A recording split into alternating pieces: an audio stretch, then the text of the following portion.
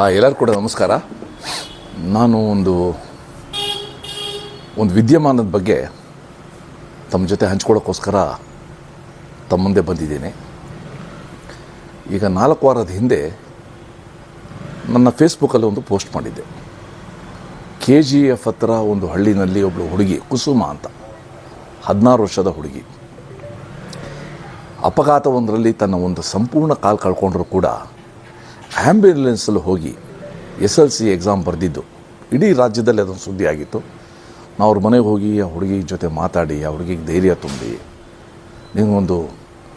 ನಿನ್ನ ಕಾಲ ಮೇಲೆ ನಿಂತ್ಕೊಳ್ಳೋಂಗೆ ಒಂದು ಕಾಲಿನ, ಅಂದರೆ ಕೃತಕ ಕಾಲು, ಆರ್ಟಿಫಿಷಿಯಲ್ ಲೆಗ್, ಅದ್ರ ವ್ಯವಸ್ಥೆ ಮಾಡ್ತೀನಿ ಅಂತ ಧೈರ್ಯ ತುಂಬಿ ಬಂದಿದ್ದೆ ನಾನು. ಪಾಪ ಅವರಪ್ಪ ಸಣ್ಣ ಕೃಷಿಕ. ಆ ಹುಡುಗಿದು ಕಾಲ್ದು ಇದಾದಾಗ, ಆಕ್ಸಿಡೆಂಟ್ ಆದಾಗ ಆಸ್ಪತ್ರೆಗೆ ಸುಮಾರು 50 ಲಕ್ಷದಷ್ಟು ಹಣನ ಅವನು ಖರ್ಚು ಮಾಡಿಬಿಟ್ಟಿದ್ದ. ತನ್ನ ಒಬ್ಬಳೇ ಇರೋದು ಮಗಳು ಚೆನ್ನಾಗಿ ಸಾಕಬೇಕು ಅಂತ. ಈಗ ನಿನ್ನೆ ನನ್ನ ಜೊತೆ ಇದ್ದ ನನ್ನ ಸ್ನೇಹಿತ ಗೌತಮ್ ಅವರಿಗೆ ಒಂದು ಮೆಸೇಜ್ ಬಂತು.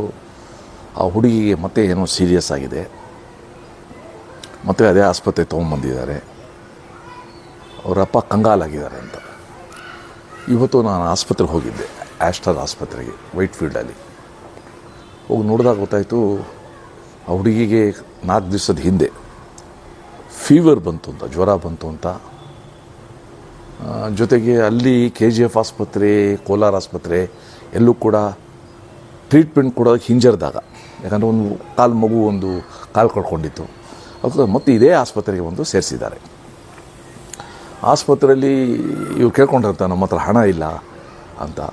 ಇಲ್ಲೆಲ್ಲ ಸಣ್ಣದು ಟೆಸ್ಟ್ ಮಾಡಬೇಕು, ಅದು ಮಾಡಬೇಕು, ಆ ವಾರ್ಡು, ICU ಅಂತೆಲ್ಲ ಸೇರಿಸಿ ಟ್ರೀಟ್ಮೆಂಟ್ ಕೊಟ್ಟಿದ್ದಾರೆ. ನಿನ್ನೆಗೆ ಆ ಹುಡುಗಿ ತಂದೆಗೆ, ಶಂಕರಪ್ಪ ಅಂತ, ಸಣ್ಣ ಕೃಷಿಕ, ಅವ್ರಿಗೆ 5.5 ಲಕ್ಷ ರೂಪಾಯಿ ರನ್ನಿಂಗ್ ಬಿಲ್ ಅಂತ ಕೊಟ್ಟಿದ್ದಾರೆ. ಅಂದರೆ ಫೈನಲ್ ಬಿಲ್ ಅಲ್ಲ, ಅದು ರನ್ನಿಂಗ್ ಬಿಲ್, ಅದು ಮುಂದುವರಿಯುತ್ತೆ ಅಂತ. 5.5 ಲಕ್ಷ. ಅವ್ನು ಗಾಬರಿ ಆಗ್ಬಿಟ್ಟೆ, ಎಲ್ಲಿಂದ ತರ್ತಾನೆ?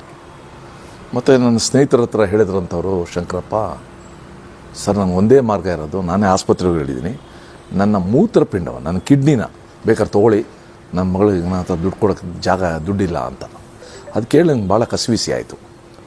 ಇವತ್ತು ಮಧ್ಯಾಹ್ನ ನಾನು ಆಸ್ಪತ್ರೆಗೆ ಹೋಗಿದ್ದೆ, ಹುಡುಗಿ ಜೊತೆ ಮಾತಾಡಿದೆ, ತಂದೆ ಜೊತೆ ಮಾತಾಡಿದೆ, ತಾಯಿ ಜೊತೆ ಮಾತಾಡಿದೆ, ಮತ್ತು ಆಸ್ಪತ್ರೆ ಮ್ಯಾನೇಜ್ಮೆಂಟ್ ಜೊತೆ ಮಾತಾಡಿದೆ. ನೋಡ್ರಿ, ಇವ್ರ ಕೈಲಿ ಏನೂ ಇಲ್ಲ, ಈಗ ನೀವು ಡಿಸ್ಚಾರ್ಜ್ ಮಾಡಿದ್ರೆ ನಾನು ಸಂಪೂರ್ಣ ಉಚಿತವಾಗಿ ಬೇರೆ ಆಸ್ಪತ್ರೆಗೆ ಚಿಕಿತ್ಸೆ ಕೊಡೋಕ್ಕೆ ವ್ಯವಸ್ಥೆ ಮಾಡ್ತೀನಿ ಅಂದ್ಬಿಟ್ಟು ನನ್ನ ಸ್ನೇಹಿತರ ಜೊತೆ ಮಾತಾಡಿದೆ, ಅದಕ್ಕೆ ವ್ಯವಸ್ಥೆ ಮಾಡಿದ್ದೆ ನಾನು. ಸೊ ಅವ್ರಿಗೆ ಕೊಡೋಕ್ಕಾಗೋದಿಲ್ಲ ಅಂತ. ನಾವು ಅವ್ರ ಜೊತೆ ಮಾತಾಡಬೇಕು, ಇವ್ರ ಜೊತೆ ಮಾತಾಡಬೇಕು ಅಂತ ಚರ್ಚೆ ಸ್ಟಾರ್ಟ್ ಮಾಡಿದಾಗ, ನಾನು ರಾಜ್ಯದ ಆರೋಗ್ಯ ಸಚಿವರ ಜೊತೆ ಮಾತಾಡಿದೆ, ಶ್ರೀ ದಿನೇಶ್ ಗುಂಡೂರಾವ್ ಜೊತೆ. ಎಲ್ಲ ಎಕ್ಸ್ಪ್ಲೇನ್ ಮಾಡಿ, ನೀವು ಆಸ್ಪತ್ರೆಗೆ ಹೇಳಿ ಬಿಡಬೇಕಾಗತ್ತೆ ಇಂಥದ್ದು, ರೇರೆ ಶಬ್ದ, ಪಾಪ ದುಡ್ಡಿಲ್ಲ ಅವ್ರ ಹತ್ರ ಅಂತ. ಆಮೇಲೆ ರಾಜ್ಯದ ಆರೋಗ್ಯ ಆಯುಕ್ತರು, ಹೆಲ್ತ್ ಕಮಿಷನರ್ ಜೊತೆ ನಾನು ಮಾತಾಡಿದೆ. ಅದೇ ರೀತಿ ನಾನು ಬೆಂಗಳೂರು ಕೇಂದ್ರ ಸಂಸದರು, Bengaluru central parliamentary constituency MP ಆದ ನಮ್ಮ PC ಮೋಹನ್ ಅವ್ರ ಜೊತೆನೂ ಕೂಡ ನಾನು ಮಾತಾಡಿದ್ದೀನಿ. ಆ PC ಮೋಹನ್ ಅವರು ಕೂಡ ಡೀಟೇಲ್ಸ್ ಕಳಿಸಿದ್ದಾರೆ. ಎಲ್ಲರೂ ಡೀಟೇಲ್ಸ್ ಕಳಿಸಿದ್ರು, ನಾವು ಮಾತಾಡ್ತೀವಿ ಅಂದರು. ಇರಲಿ ಒಂದು ಚಾನ್ಸ್ ಅಂದ್ಬಿಟ್ಟು ನಾನು ಮುಖ್ಯಮಂತ್ರಿಗಳ ಮಾಧ್ಯಮ ಸಲಹೆಗಾರ ಶ್ರೀ KV ಪ್ರಭಾಕರ್ ಅವ್ರ ಜೊತೆ ಮಾತಾಡಿದೆ. KV ಪ್ರಭಾಕರ್ ಅವರು ಹುಣಸೂರಲ್ಲಿ ಮುಖ್ಯಮಂತ್ರಿಗಳ ಜೊತೆ ಯಾವುದೋ ಕಾರ್ಯಕ್ರಮದಲ್ಲಿದ್ದರು.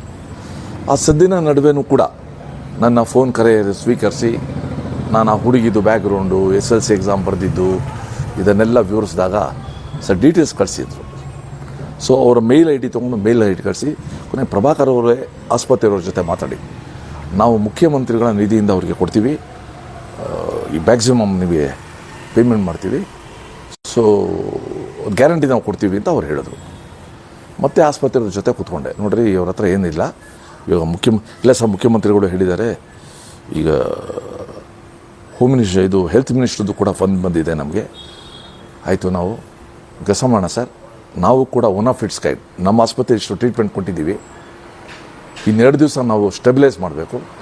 ಅಲ್ಲಪ್ಪ, 2 ದಿವಸ ಇಟ್ಕೊಂಡ್ರೆ ಇನ್ನು ಬಿಲ್ ಜಾಸ್ತಿ ಆಗುತ್ತೆ. ಇಲ್ಲ ಸರ್, ಒಂದೇ ಒಂದು ಪೈಸೆ ನಾವು ತೊಗೊಳ್ಳೋದಿಲ್ಲ, ಬುಧವಾರದೊತ್ತಿಗೆ ನಾವು ಡಿಸ್ಚಾರ್ಜ್ ಮಾಡಿಸ್ತೀವಿ ಅಂತ ಹೇಳಿದ್ದಾರೆ. ಬುಧವಾರ ಅವ್ರನ್ನ ಬೇರೆ ಆಸ್ಪತ್ರೆಗೆ ನಾನು ಶಿಫ್ಟ್ ಮಾಡಿಸಿ ಉಚಿತ ಟ್ರೀಟ್ಮೆಂಟ್ ಕೊಡಿಸೋದು ತೀರ್ಮಾನ ಮಾಡಿದೆ, ವ್ಯವಸ್ಥೆ ಮಾಡಿದ್ದೀನಿ. ಇದರಲ್ಲಿ ನಾನು ನಿಜವಲ್ಲೂ ಕೂಡ ನಾನು ಫೋನ್ ಮಾಡಿದಾಗ ಇದಕ್ಕೆ ಸ್ಪಂದಿಸಿದ ಮುಖ್ಯಮಂತ್ರಿಗಳ ಮಾಧ್ಯಮ ಸಲಹೆಗಾರ KV ಪ್ರಭಾಕರ್ ಅವರಿಗೆ ನಾನು ಧನ್ಯವಾದಗಳನ್ನ ಹೇಳ್ತೀನಿ. ಭಾಳ ಸ್ಪಂದಿಸಿ ಪುಟ್ಟ ಕುಟುಂಬ, ಬಡ ಕುಟುಂಬ, ಅದಕ್ಕೆ ಇವತ್ತು ಧೈರ್ಯವಾಗಿ ಸರ್ಕಾರನೇ ಇವತ್ತು ಬಂದು ನಿಂತಿರೋದು ಒಂದು ರೀತಿ ಸಮಾಧಾನ ತಂದಿದೆ, ನೆಮ್ಮದಿ ತಂದಿದೆ. ಜೊತೆಗೆ ಆಸ್ಪತ್ರೆಯವರು ಕೂಡ ನಮ್ಮ ಆಸ್ಪತ್ರೆ ಇಷ್ಟು ಟ್ರೀಟ್ಮೆಂಟ್ ಕೊಟ್ಟಿದ್ದೀವಿ, ಇನ್ನು ಮುಂದೆ ನಾವೇನು ಚಾರ್ಜ್ ಮಾಡ್ದೇನೆ ಆ ಮಗುಗೆ ನಾವು ಸ್ಟೆಬಿಲೈಸ್ ಮಾಡ್ತೀವಿ ಅಂತ ಏನು ಭರವಸೆ ಕೊಟ್ಟಿದ್ದಾರೆ ಆಸ್ಪತ್ರೆಯವರು ಕೂಡ ನಾನು ಧನ್ಯವಾದ ಹೇಳ್ತೀನಿ. ಒಟ್ಟಾರೆ ಇವತ್ತು ಒಂದು ಯಾವುದಾದ್ರು ಮನೆಯಲ್ಲಿ ಯಾವುದಾದ್ರು ಆರೋಗ್ಯ ಕೆಟ್ಟೋದ್ರೆ ಅದರಲ್ಲೂ ಕೂಡ ಈ ರೀತಿ ಅಪಘಾತದಲ್ಲಿ ಆದಾಗ ಯಾವ ಸ್ಥಿತಿ ಆಗುತ್ತೆ ಅಂತ ಎಲ್ಲರಿಗೂ ಕೂಡ ಗೊತ್ತಿದೆ.